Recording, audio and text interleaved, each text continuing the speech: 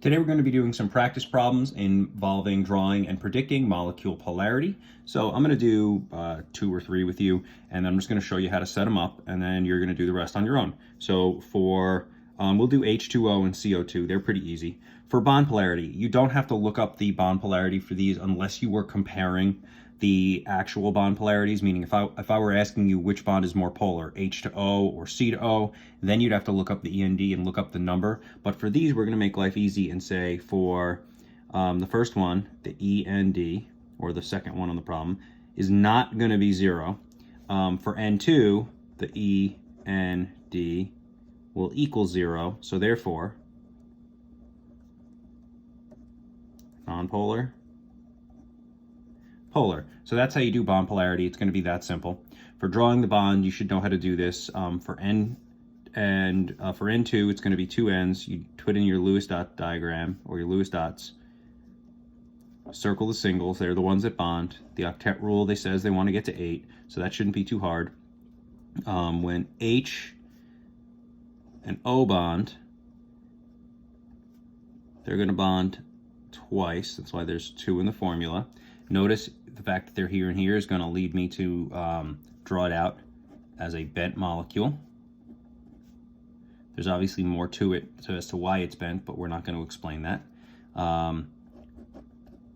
N2 is going to have a triple bond. Now again, it doesn't matter if I put my lone pair up there or if I put my lone pair down there. It's not going to make a difference. So there's my Lewis dot diagram.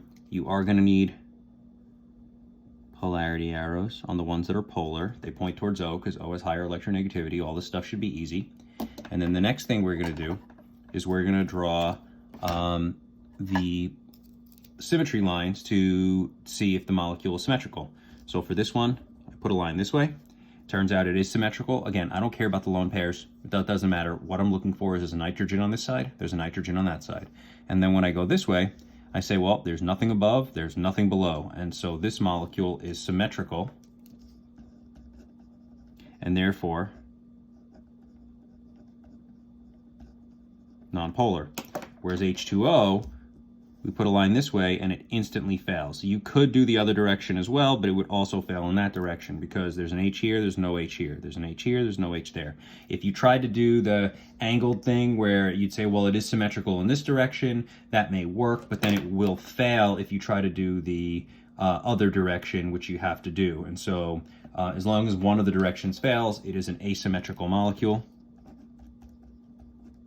and therefore polar. Be careful, the difference between H2O and CO2 should be pretty obvious at this point, but when we draw CO2, it is going to be linear because it has double bonds, whereas H2O has single bonds, therefore it's going to be bent. So that's all you're doing for these. It's just some practice problems, and we're going to go over the answers at some point, either in class or online.